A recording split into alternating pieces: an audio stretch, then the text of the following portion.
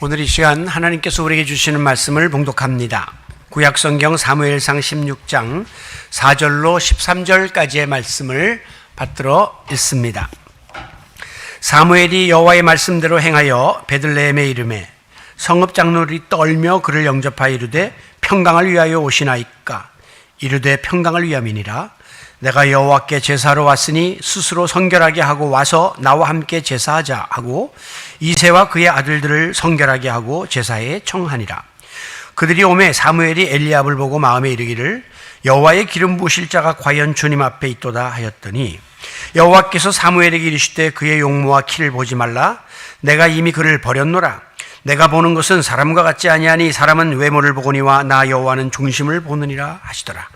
이새가 아비나답을 불러 사무엘 앞을 지나가게 하매 사무엘이 이르되 이도 여호와께서 택하지 아니하셨느니라 하니 이새가 산마로 지나가게 하매 사무엘이 이르되 이도 여호와께서 택하지 아니하셨느니라 하니라. 이새가 그의 아들 7을 다 사무엘 앞으로 지나가게 하나 사무엘이 이새에게 이르되 여호와께서 이들을 택하지 아니하셨느니라 하고 또 사무엘이 이새에게 이르되 내 아들들이 다 여기 있느냐. 이새가 이르되 아직 막내가 남았는데 그는 양을 지키나이다. 사무엘이 이새에게 이르러 사람을 보내어 그를 데려오라. 그가 여기 오기까지는 우리가 식사 자리에 앉지 아니하겠노라. 이에 사람을 보내어 그를 데려오매 그의 빛이 붉고 눈이 빼어나고 얼굴이 아름답더라.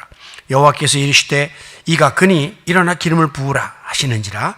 사무엘이 기름 뿔병을 가져다가 그의 형제 중에서 그에게 부었더니 이날 이후로 다윗이 여호와의 영에게 크게 감동되니라. 사무엘이 떠나서 라마로 가니라. 아멘.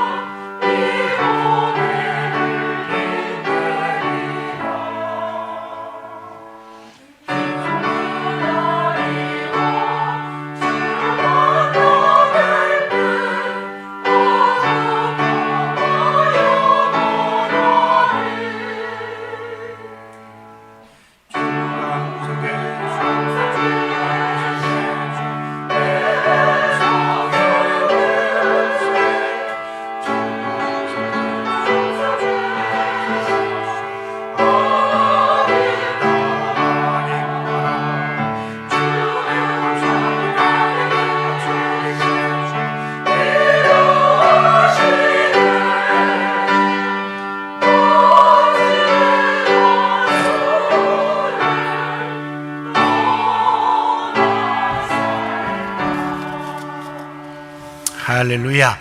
하나님께 박수 한번 드리겠습니다.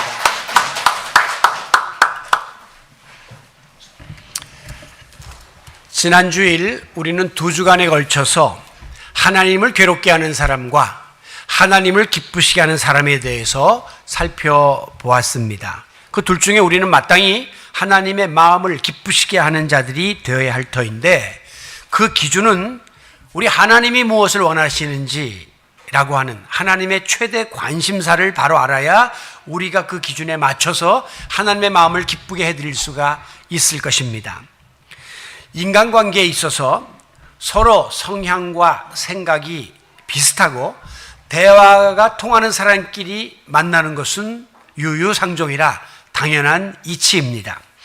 간혹 가다 보면 교회에서도 왜 이렇게 사람들이 예배 끝나가 보면 몇몇 사람만 자기들끼리 가서 밥을 먹나, 이렇게 의아롭게 생각하는 분들이 있는데 그거는 막을 길이 없어요. 넓은 의미에서는 교회가 하나의 공동체지만 사사로운 관계에 있어서는 서로 소위 코드가 맞는 사람끼리 차를 한 잔 마셔도 얼굴을 더 보고 싶은 것이 사실이기 때문입니다. 최근에 정치권에서 코드 인사 논란이 일곤 합니다. 그런데요, 그것도 마찬가지예요. 통치권자와 정치적인 지향성이 같은 사람들이 만나서 정부를 이끌어야지, 탈원전을 원하는 사람이 지금 원전을 하겠다는 정부에 들어와서 정책을 서로 위반할 수가 없는 거죠. 그러니까 그럼 코드 인사라고 이렇게 부정적으로 말할 게 아니라 같은 정치적인 성향을 가진 사람들이 모여서 나라를 끌어가는 것은 어쩔 수 없는 거죠. 과거에는 진보정당에서 한번 끌었고 이번에는 보수정당으로 끈다면 그 인사들이 거기를 차지할 수밖에 없는 것입니다. 하나님도 마찬가지입니다. 당신의 뜻과 코드가 잘 맞는 사람을 택해서 주의 일 하도록 사용하시기를 원하시지, 아니 하나님하고 전혀 코드 안 맞는 사람을 하나님이 왜 택할 리가 만무하죠. 이것을 가리켜서 우리는 성경에서 하나님의 마음에 합한 사람, 하나님 마음에 맞는 사람, 하나님 마음에 드는 사람이라고 표현하고 있습니다. 바로 그 대표적인 인물이 다윗이었습니다. 다윗이라고 하는 이름은요, 구약 성경에만 자그마치 800번 언급되고 있고요, 신약 성경에서는 60번 정도 나오는 만큼 굉장히 성경에서 비중을 크게 차지하는 인물임이 확실합니다. 지금도 이스라엘의 국기를 보시면 다윗의 별이라고 이렇게 지칭된 별이 그려져 있습니다. 다윗이 그만큼 이스라엘 역사 속에서 중요한 역할을 감당하고 있다고 하는 것이죠. 하나님도 그를 매우 사랑하셨습니다. 여러분이 잘 아시는 것처럼 이스라엘 역사의 초기에 보면 하나님께서는 택하신 선지자들을 통하여 직접 계시를 주셔가지고 그들이 하나님의 뜻을 전하는 소위 신권 통치를 하셨습니다. 하나님이 직접 이스라엘을 다스렸단 말이죠. 그러나 이제 사사시대로 접어들면서 이스라엘이 이방민족의 침략을 자꾸 받게 되는데, 가만히 보니까 저 이방민족들은 소위 왕이라고 하는 사람이 앞장서가지고 백성들을 이끌면서 통치하는데 훨씬 더 효율적으로 모든 것들이 이루어지는 것 같아서 이스라엘 백성들도 사사도 좋지만 우리 눈앞에 보이는 왕을 좀 세워달라고 하나님께 요구하게 되었습니다. 하나님은 그들의 요구가 탐탁지 않았어요. 왜? 내가 지금 다 알아서 하는데 무슨 사람을 세워갖고 왕을 세우고 하느냐. 그러나 이스라엘 백성들의 요구를 하나님께서 결국 들어주셔가지고 초대 왕을 세워주셨으니 그가 바로 사울이라고 하는 인물이었습니다. 바야흐로 이스라엘의 신권 통치를 지나 사사시대를 지나 왕권 통치의 시대가 접어들게 된 것이죠. 그런데 불행하게도 이 사울이 통치한 지 한 2년쯤 지나면서 슬슬 마음에 인간인지라 교만한 생각이 들기 시작했고, 그는 제사장직을 함부로 침해하는 월권을 행하는가 하면 또한 아말렉과의 전쟁에서 모든 포로와 잡힌 물건들을 다 전멸하라고 하신 하나님의 말씀을 거역하고 자기가 원하는 좋은 것들을 챙기는 불순종을 함으로 급기야 하나님께로부터 버림을 받는 신세가 되고 말았습니다. 그러자 하나님께서는 선지자 사무엘을 통해서 이제 사울의 대를 이을 두 번째 왕을 택하도록 하셨습니다. 바로 그때 하나님께서 왕의 자격 조건, 하나님이 무엇을, 어떤 왕을 원하시는가를 정확하게 제시하셨는데 그 기준이 사무엘상 13장 4절에 나와 있어요. 여호와께서 그의 마음에, 하나님의 마음에 맞는 사람을 구하여 그의 백성 이스라엘의 지도자로 삼으셨느니라. 하나님 마음에 맞는 사람을 왕으로 택하시기로 작정하신 거죠.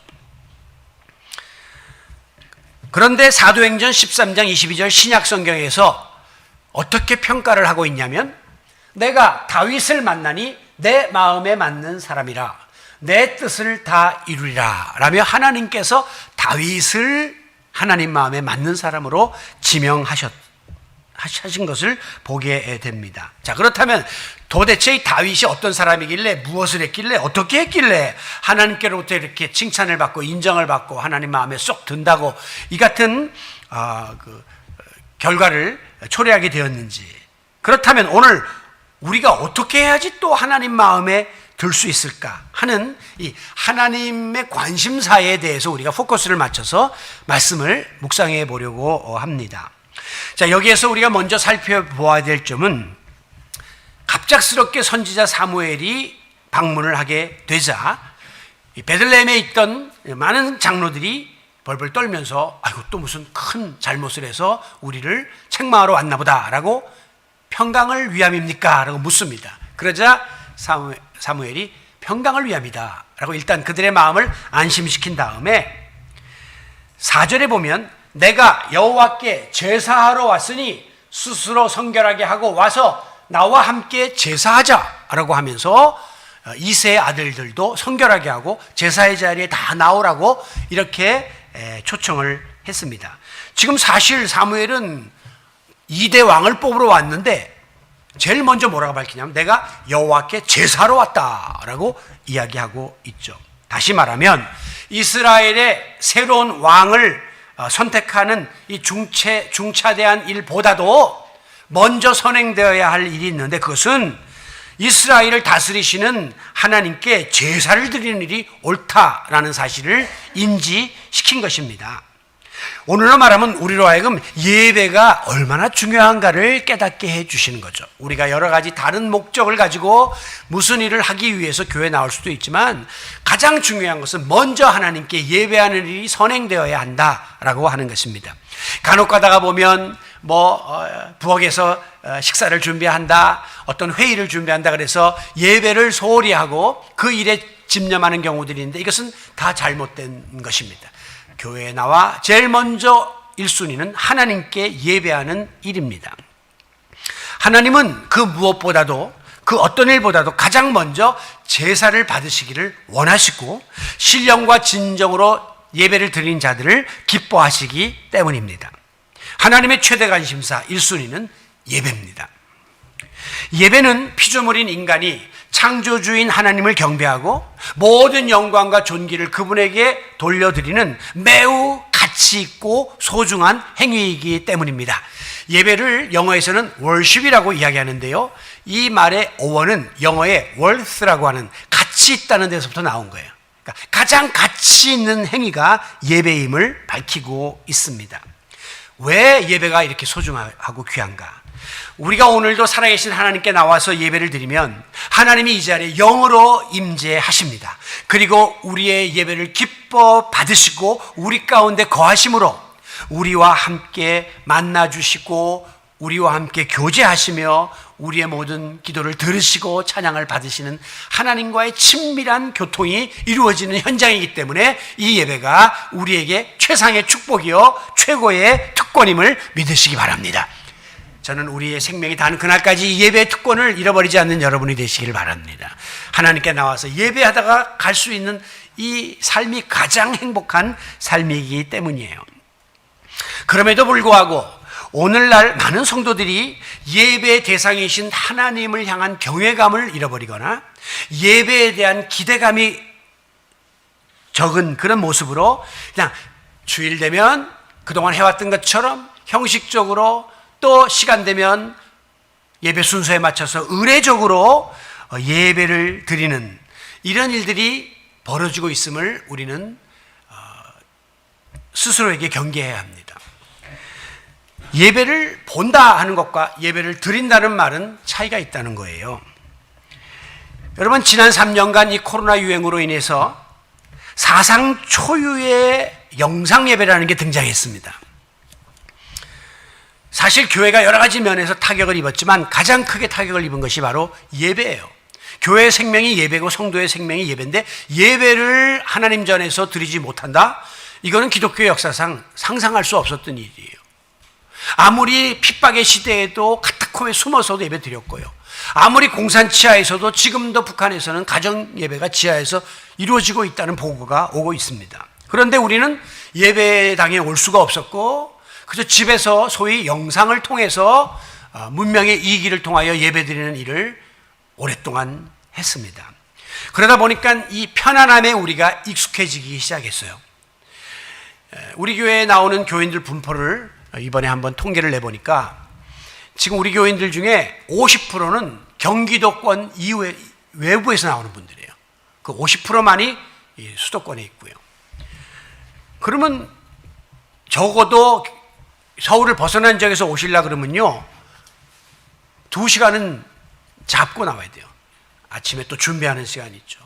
그러니까 교회 한번 왔다 가면 반나절 다 소비되죠. 그런데 집에 앉아서 탁 이렇게 틀기만 하면 1시간만 예배 드리면 그 효과가 있다니까 얼마나 좋고 편리합니까?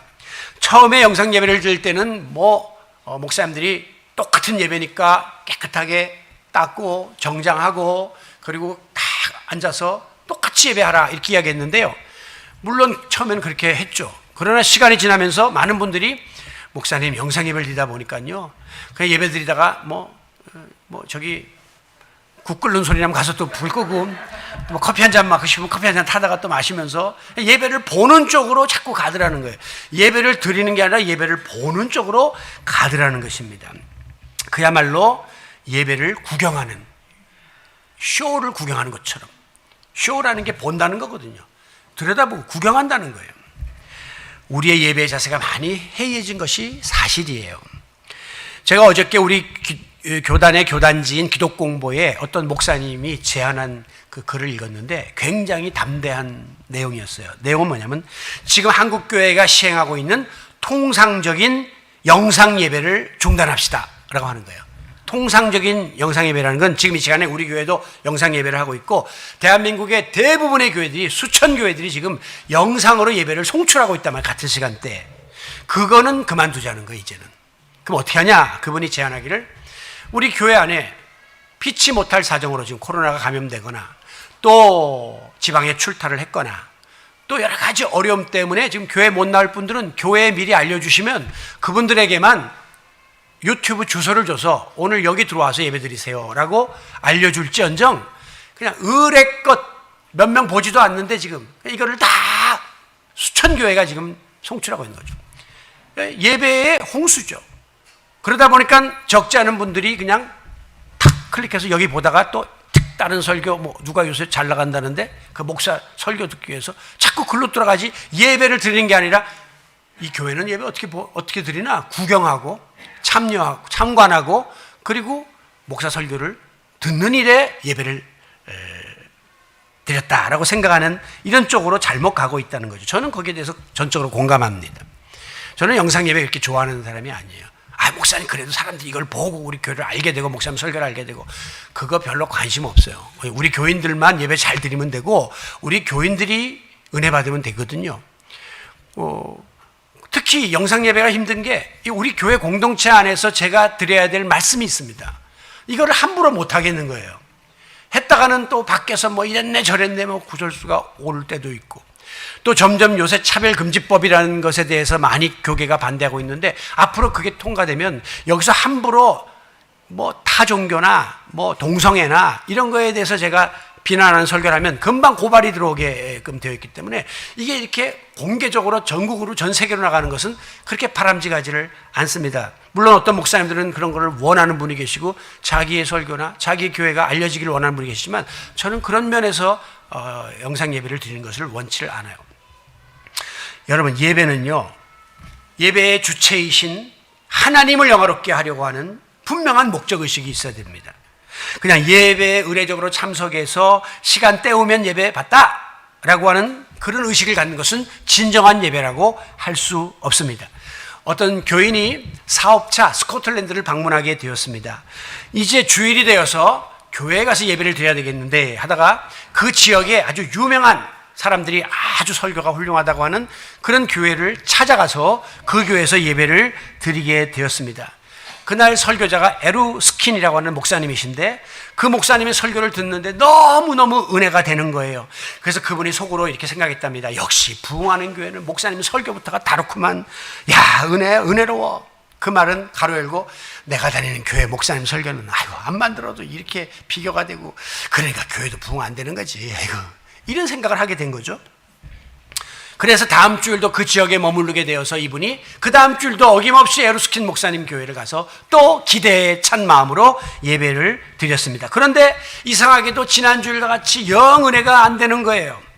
그래서 그냥 드리는 둥 마는 둥 예배를 드리고 밖으로 나오다가 이제 목사님과 인사를 나누면서 웃으면서 이런 말을 했답니다. 목사님, 오늘 설교는 지난주일 설교만큼 은혜가 안 되는 것 같아요. 그랬더니 그 목사님이 빙그레 웃으면서 답하기를, 성도님, 지난주일에는 당신이 하나님 앞에 예배드리러 왔기 때문에 이 설교가 어떤지도 모르고 그냥 뭐 좋은 교회가 있다니까 왔기 때문에 예배드리러 왔기 때문에 은혜를 받은 거고, 오늘은 그 목사 설교가 참 좋던데 오늘 또 그 설교 들으러 가자 했기 때문에 은혜가 안 되는 겁니다 라고 지적을 했다는 것입니다.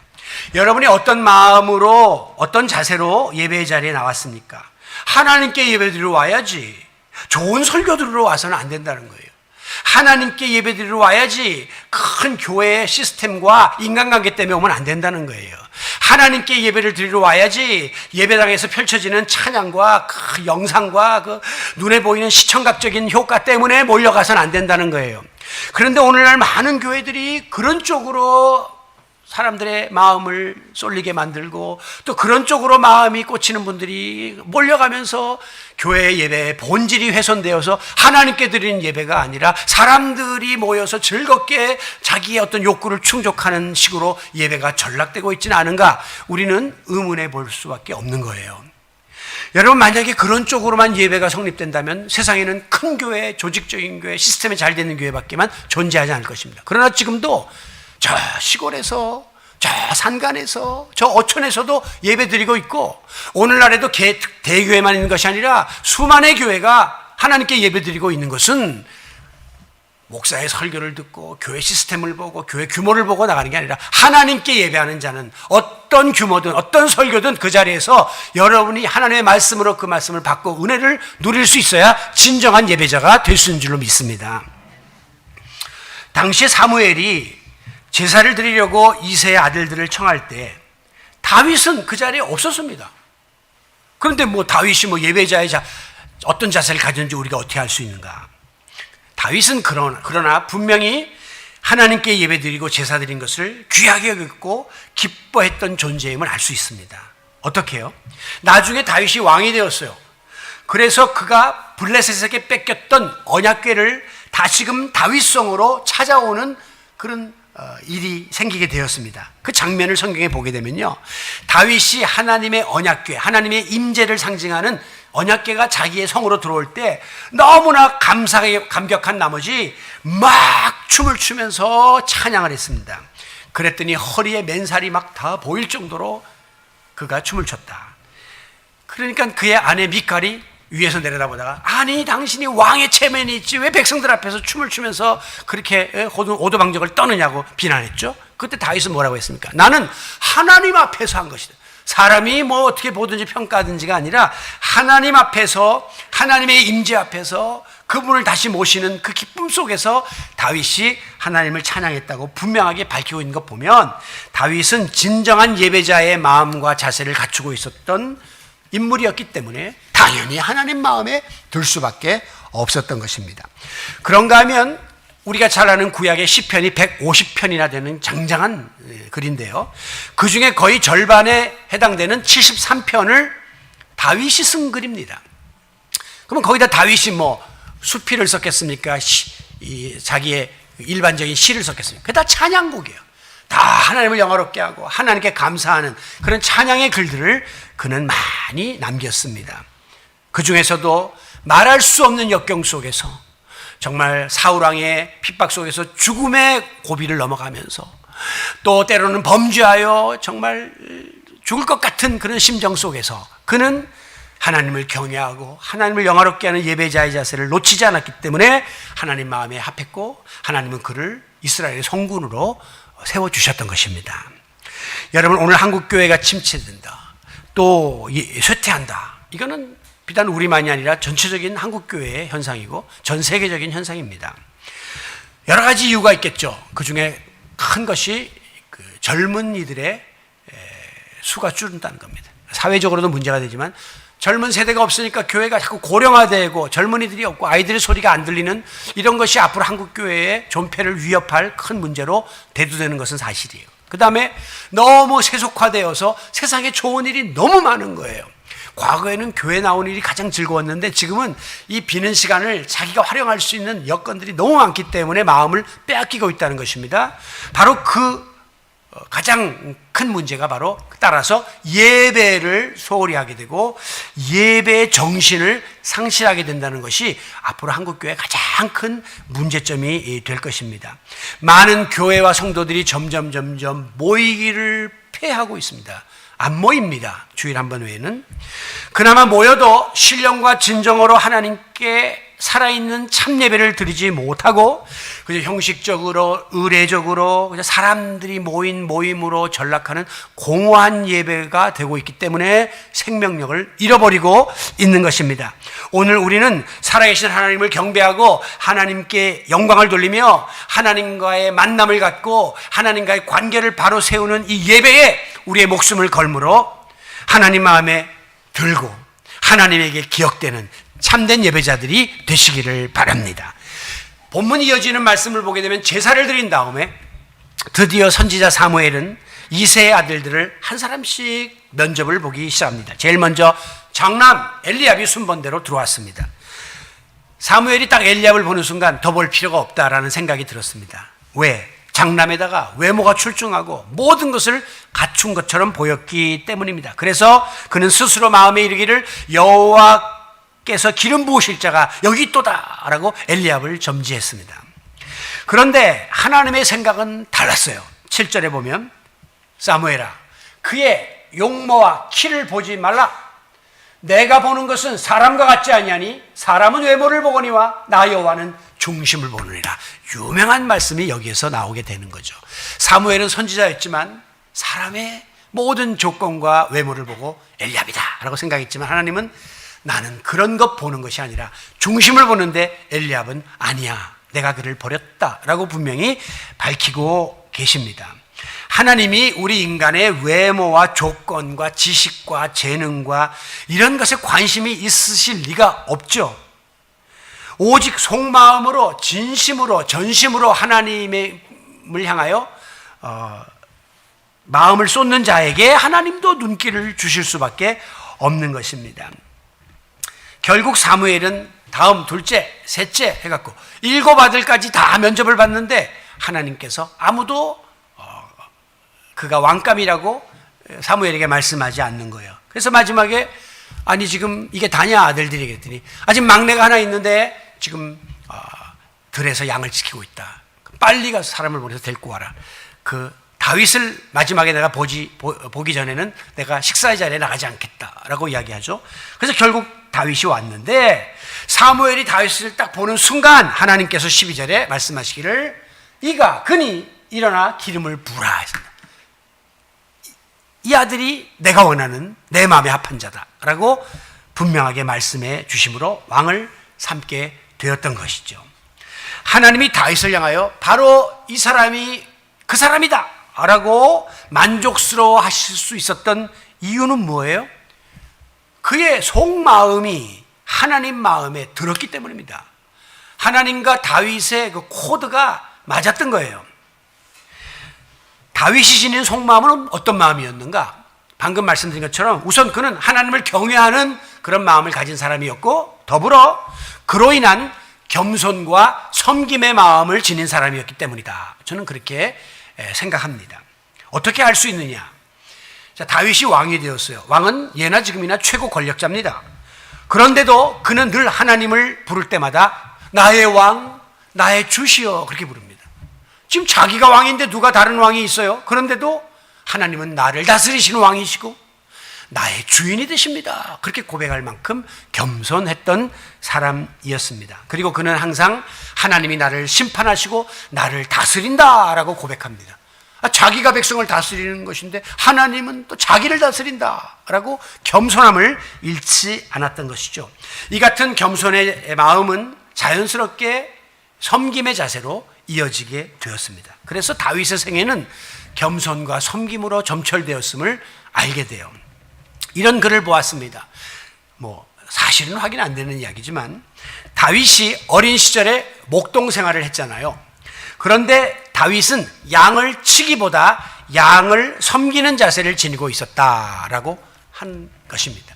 대부분 양을 친다는 것은 양을 데리고 다니면서 다스리고 때로는 말 안 들으면 때리고 하면서 억압하는 것이 다스리는 거예요. 치는 거예요. 그런데 섬긴다는 건 그게 아니라 양의 입장에서 배려하면서 돌보는 것을 말하는 겁니다.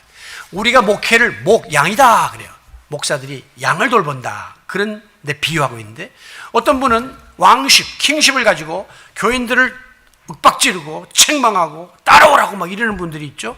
그러나 서번트십, 종의 정신을 가지고 늘 교인들을 위해서 돌보고 섬기려고 애쓰는 이 두 가지의 목회의 스타일인데 저는 당연히 드림의 교회 목사로서 두 번째를 택하고 또 그 길을 가기를 원하고 있습니다. 다윗이 양들을 돌볼 때 이렇게 했다는 거예요. 양을 아예 세 종류로 딱 나누어 가지고 도매금으로 묶어서 치는 게 아니라 세 종류로 나누어서 그 중에 어리고 병들고 약한 양들, 이 양들은 아주 연한 풀들을 골라다가 소화자 못 시키니까 그걸 먹이는 거예요. 그 다음에 이제 어리지만 비교적 건강한 양들은 그거는 중간급의 풀을 먹이는 거예요. 그런데 건강하고 자립심이 있고 다 모든 면에서 아쉬울 것이 없는 왕의 양들에게는 억센풀을 먹였다는 거예요. 풀이라는 게 다 똑같지 않잖아요. 다른데 맞춤형 목양을 한 것이죠. 그러니까 얼마나 성도들을 오늘로 말하면 섬기고 돌보고 위하는가 하는 것을 우리가 볼 수 있는 것이죠. 이런 모습을 본 하나님께서 다윗에게 다윗아 내가 양떼들을 맡겨보니 참 너무나 잘 돌보는구나. 그러니 작은 일에 충성한 너에게 내가 내 백성을 맡겨서 이 나라를 통치하도록 하겠다라고 복 주셨다고 하는 이야기죠. 여러분 대부분 개구리가 올챙이 시절을 기억 못한다고 사람이 어느 정도까지 올라가고 뜻을 이루고 나면 과거를 잊어버리고 자기 형편을 잊어버리는 사람들이 많습니다. 그런데 다윗은 왕이 된 다음에도 항상 생각하기를 내가 일개 그 똥내나는 양떼나 치던 그 목동 출신이 아니 지금 내가 왕이 되어서 이런 호사를 누리고 있으니 하나님 앞에서 늘 자기를 낮추고 겸손함을 잃지 않기 위하여 애썼습니다. 그는 늘 하나님께 묻기를 나는 누구이오며 내 집은 무엇이건데 나로 이에 이르게 하셨나이까. 하나님 나 이거 형편없고 보잘것없는 목동 출신을 오늘 왕이 되도록 하셨으니 나는 정말 하나님 앞에서 감사하고 감격할 뿐입니다. 그러면서 여호와께서 주신 모든 은혜를 내가 무엇으로 어떻게 보답할꼬 그러면서 항상 초심을 잃지 않고 겸손과 섬김의 자세를 지녔기 때문에 하나님은 그 마음을 보시고 다윗을 귀하게 여기신 것이죠. 이렇듯 다윗은 어린 시절에는 양을 섬겼고 청년 시절에는 사울 왕을 극진히 섬겼으며 왕이 되어서는 백성을 정성껏 섬겼던 섬김의 인물이었습니다. 그리고 무엇보다도 여호와 하나님을 마음과 뜻과 정성을 다하여 섬겼던 인물이었습니다. 하나님은 바로 그와 같은 다윗의 겸손한 마음, 섬김의 자세를 보시고 그 중심을 보시고 그의 마음에 합한 자라고 다윗을 칭찬하신 것입니다. 물론 다윗이 모든 면에서 완벽했던 건 아닙니다. 제가 다음 주일날 이 하나님의 관심사 넘버 2를 지금 준비하고 있는데 이거는 또 다른 면에서 다윗이 가지고 있었던 귀한 자세를 말씀드리려고 하는데요. 특별히 그가 왕이 된 다음에 바세바를 취하는 결정적인 죄를 저질렀잖아요. 그런데 다윗이 위대한 것은 그 죄를 감히 와가지고 책망하는 나단 선지자 앞에서 겸손하게 죄를 인정하고 회개했다는 겁니다. 그리고 눈물로 침상을 적시면서 통에 자복하는, 그러니까 마음이 순수했던 사람인 거죠. 실수는 있을 수 있으나 누구에게나 그것을 인정하고 받아들일 수 있는 그 겸허함과 더불어 순수함이 그에게 있었다는 겁니다. 그런가 하면 자기를 잡아 죽이려고 그렇게 날뛰었던 사울 왕을 그가 죽일 수 있는 결정적인 찬스를 몇 번 잡습니다.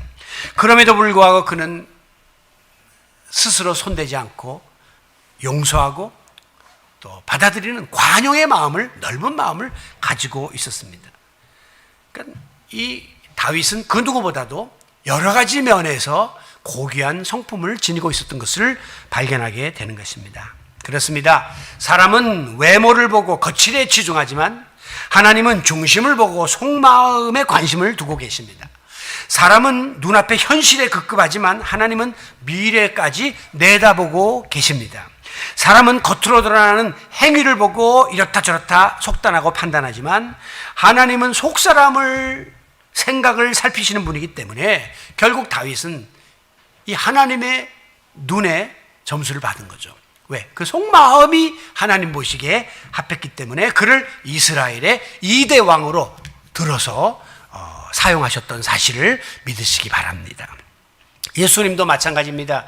예수님이 당시에 제자들을 택할 때 예수님 주변에 모인 사람들, 똑똑하고 유능하고 가지고 세상 사람들이 볼 때는 전혀 그런 것들이 없는, 어부의 신분에 세리, 창기, 이런 병든 자, 소외된 자, 이런 사람들을 예수님은 불렀고 그들과 함께 하나님 나라를 전했습니다. 왜요? 예수님은 그들이 처해 있는 환경이나 외모를 보지 않고 그들을 속마음이 정결하고 하나님을 향하여 열려있음을 봤기 때문에 그런 사람을 들어서 사용하신 것입니다. 예수님이 가르쳐주신 산상수훈에도 보면요, 주로 심령이 가난한 자는 복이 있나니, 긍휼히 여기는 자는 복이 있나니, 온유한 자는 다 마음에 대한 문제예요. 유능하고 외모로 이런 게 아니라 다 마음, 심령이 가난했다. 마음이 청결한 자는 복이 있나니, 다 마음에 관심을 갖고 있었던 것을 보게 됩니다. 오늘도 불꽃 같은 눈을 가지고 우리의 속마음을 살피고 계시는 하나님 앞에서 인정받는 것이 우리의 첫 번째 과제임을 깨닫고, 사람들이 뭐라 하든, 사람들이 뭐라 평가하는 게 그리 대단합니까? 동영상에 철교 조회수가 몇만 보 올라가지 못해서 안타까워하는 목사님들인데 그게 뭐 그렇게 중요합니까? 하나님 앞에서 자기에게 주어진 목회 현장에서 최선을 다해서 신실함으로 목회하면 하나님께 중심을 보시고 인정해 주신다는 사실을 깨닫고 목회를 하든 신앙생활을 하든 하나님께 하나님 마음에 합한 성도 여러분들이 되시기를 바랍니다. 자, 결국 사무엘이 이새의 집을 찾아갔을 때에 앞서 말씀처럼 8명의 아들 중에 7명밖에 선을 못 봤다 그랬죠. 하나 어디 있냐 그랬더니 하나는 저 막내인데 그냥 지금 들판에서 양을 지키고 있습니다. 그렇게 말해서 이제 그를 데려오게 합니다. 자, 다 형들이 지금 선지자 오신다고 막 목욕하고 지금 가서 만나려고 다 갔는데 이 막내 다윗은 들판에서 일을 하면서 자기 본분을 지키고 있었다. 이것은요, 물론 서열상 막내니까 야 너는 그냥 가서 일이나 해 이렇게 할 수도 있었겠지만 다윗에게는 자기에게 맡겨진 일을 열심히 충성스럽게 감당하고자 하는 그런 자세가 되어 있었음을 우리가 엿보게 되는 것입니다. 하나님은 열심 있고 충성된 다윗의 생활 태도를 또한 귀하게 여기신 거예요. 그의 속마음도 훌륭하지만 또 생활 태도도 훌륭했던 것이에요. 일반적으로 사람들이 사람을 택할 때는 지식과 재능과 능력과 커리어 이런 걸 보고 택하죠. 그러니까 이력서 보면 자기소개서 쓰면 그냥 자기소개를 기가 막히게 자랑을 합니다. 왜? 그런 걸 화려하게 해야지 이제 뽑혀 들어갈 수 있으니까요. 그런데 재밌는 거는 제가 엊그제 어떤 방송에서 들으니까 우리나라 사람들이 자기소개서 쓰면서 자기 이야기는 안 한대요. 저는 몇 월 며칠 아무개 집에 어디에서 태어났고 어디를 나왔고 누구를 만나서 뭘 했고 자기 이야기 하는데 매일 다른 사람 집, 다른 학교 이런 걸 쓰고 있다는 거죠. 그러니까 우리 한국 사람들이 좀 그런 면에서 관계 중심적인 사람들이다 그렇게 이야기하는 걸 들으면서 공감을 했는데, 여러분 사람은 어쨌든 그거 보고 쓰는 거예요. 그런데 하나님은 얼마나 하나님을 향해 마음이 열려 있는가 보고, 그 다음엔 열심 있나, 그리고 성실한가, 그리고 충성된가, 이걸 보고 픽업합니다. 제가 이제 담임 목사가 되어서 많은 부교육자들을 소위 이제 면접을 통해서 교회 청빙하는 과정을 했는데요. 저는 뭐 학벌 무슨 이분이 화려한 큰 교회에 있었나 이런 거 전혀 안 봅니다. 그리고 그분에게도 말합니다. 얼마나 성실하냐. 열심을 품고 최선을 다할 수 있는가? 그거면 되는 거예요. 좀 부족해도 말이 어눌해도 또 뭐 여러 가지 일이 서툴러도 성실한 사람은 언젠가 인정받게 돼 있어요. 부족해도 허물이 덮어지게 돼 있단 말이죠. 왜? 성실하고 열심히 하는데 돌을 던질 수 없는 것입니다. 발전이 있을 수 있다는 것이에요. 하나님이 쓰시는 사람들 보면요, 공통점이 열심히 있고 부지런하고 성실하고 충성스러운 사람이 하나님의 관심사였습니다. 모세 보세요. 나이가 80이 넘었는데도 호렙산에서 양치기 하고 있는 거예요. 그 나이 되면 누가 양치다가도 다 은퇴하는데 그냥 수십 년 해온 일을 그대로 묵묵히 하고 있는 모세, 너가 출애굽의 큰 일도 할 것이다 라고 불러낸 거죠. 베드로와 안드레는요, 갈릴리 호수에서 고기 잡는 생업에 종사하는 신실한 사람들을 주님이 끌어내신 거예요. 마태는요, 세관에서 세리 역할을 하면서 자기 일을 충실히 하고 있을 때 제자로 부르심을 받은 겁니다. 놀고 먹고 한가하게 딴청하다가 부름받은 사람은 아무도 없어요. 다 자기가 자기 일을 열심히 하고 있다가 적은 일에 충성하는 그들을 주님께서 부르셨다는 것입니다. 이것은 하나님이 우리를 부르시는 기준에도 동일하게 적용된다는 사실을 깨달아야 돼요. 우리 하나님은요, 열심히 있는 하나님이다. 그렇게 여러분 배우셨죠? 시편 112편에 보면요, 하나님께서는 졸지도 않고 주무시지도 않고 일하신다 그랬어요. 얼마나 열심히 있으시면 졸지도 않고 주무시지도 않고 계속해서 활동하고 계신다는 거죠. 예수님은 내 아버지께서 일하시니 나도 일한다. 우리 하나님이 부지런하시니까 나도 열심히 일한다. 신목사는 우리 예수님이 열심히 일하시니 저도 열심히 일할 수밖에 없는 거예요. 네. 지난 그 토요일 날 뭡니까, 이 교회 이 불공사를 했습니다. 전기공사를. 사실은 뭐 부격자를 나와서 하라 되는데 또 다 먼데 사시고 하니까 제가 그냥 가까우니까 나오지. 근데 이게 의자 다 치워야 돼. 이게 보통 일이 아니에요. 그리고 다 했어요. 하고 나니까 또 부실한 애들이 많이 여기 또 이게 쓸어야 돼요. 이거 다 쓸고 닦고 의자 정리하고 하려니까 어깨가 결리더라고요. 또 힘든데 또 그 다음날 또 이 경배 찬양이 또 모처럼 있잖아요. 거기 여러분 그냥 하는 것 같아도 얼마나 힘듭니까? 곡을 다 뽑아내야 되고 제가 그걸 붙여갖고 여러분에게 다 나눠드리고 하나도 자세히 보시라고 이게 또 방송팀에 넘겨야 되고 그렇게 해서 아침에 일어나니까 막 결리고 컨디션이 안 좋은데 또 부지런하게 열심히 그냥 아무 일도 없었던 것처럼 인도하고 또 경배 찬양 또 제가 얼마나 열가성을 다해서 하는 것 같았으면 우리 집사님 끝난 다음에 목사님이 애쓰셨어요. 예. 욕받대. 너무 막.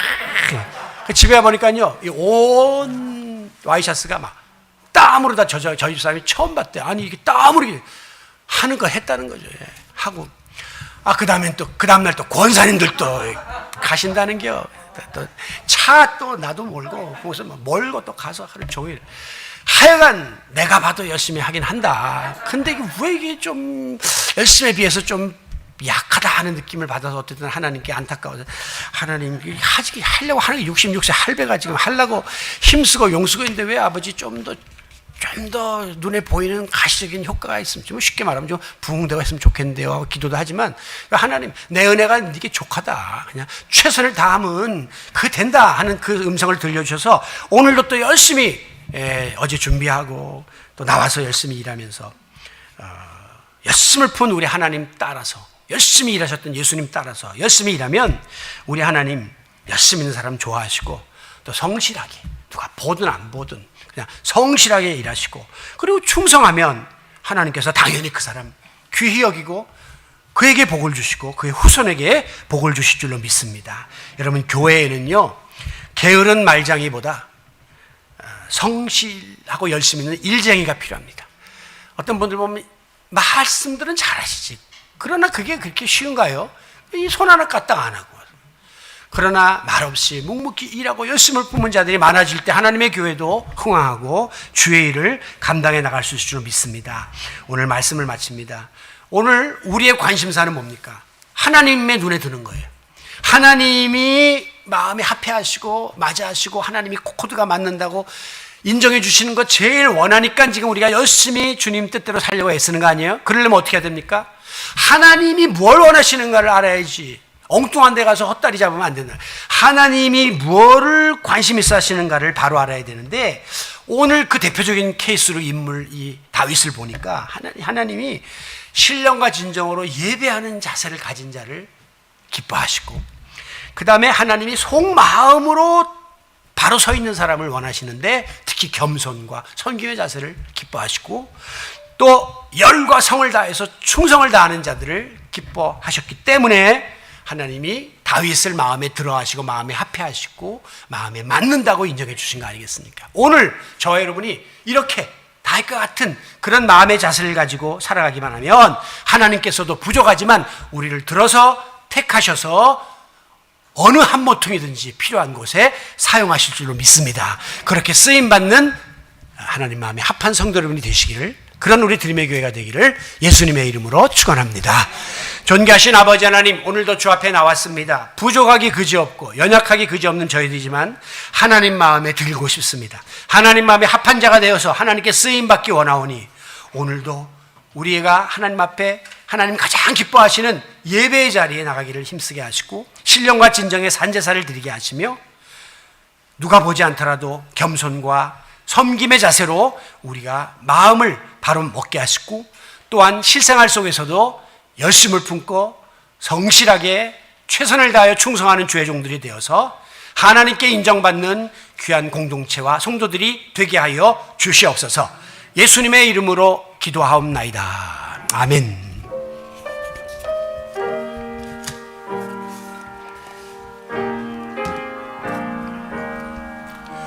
오 신실한